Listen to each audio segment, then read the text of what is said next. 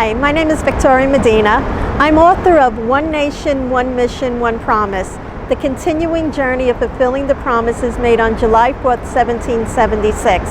And today I want to talk about how we all have a voice. And this was because of an experience that I had not too long ago on a New York City subway. Now, I don't know where you live and where you are in the world and whether or not you have mass transportation, but it really doesn't matter because this could happen to anyone, anywhere in the world. So I'm on the subway and I'm just standing there waiting for my next couple of stops to come up, where I overheard a woman speaking to a gentleman next to her, and she was kind of just not in a very good mood. She was complaining about how warranties will run out one day or about how something else will happen. And she's just, talking about different things that are concerning her. And then she said, everyone says America's great, but America's no longer great. No, America's no longer great. So I kind of took a deep breath and I thought to myself, well, I'm writing a book about this and I talk about this. Maybe I should ask her a question.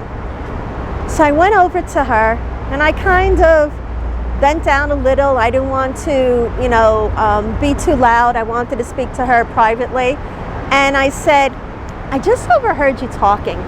And I wrote a book about this. And I wanted to ask you, you said America isn't great, but what would you do to make it great? Well, she just kind of looked at me and she said the most interesting thing. She said to me, no one will listen to me. I don't have a voice. And so I responded, you do have a voice, because I heard you. The person who's sitting next to you heard you. So you have a voice. What would you do? And she paused, and her whole demeanor changed. Like the look on her face just softened, because I told her that she had value. Her voice had value. And she said, I don't know. And I was like, I just wanted to ask you that, and have a great day. And I walked over, got back into my seat. And then when my stop came along, I went over to her to say goodbye, and she looked at me and she said, what's the name of your book? And I told her, and she gave me this big smile and she said, thank you. And that's what made me realize we all have a voice. We have a voice to our children. We have a voice with our friends. We have a voice in our community. We have a voice wherever we're speaking. We have a voice that also influences those around us. We may agree or disagree with each other, but we listen to each other, even if we don't realize that we are. So with your voice, we have a choice.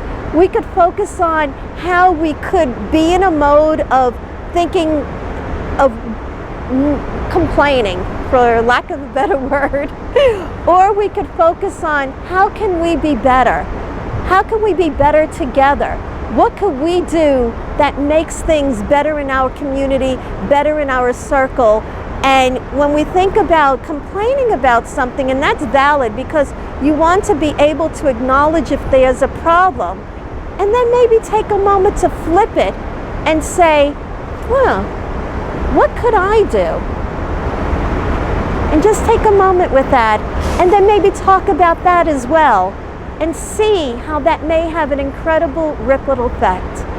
So thank you so much for joining me today. I look forward to meeting with you one day. Until then, capture the spirit of life with passion.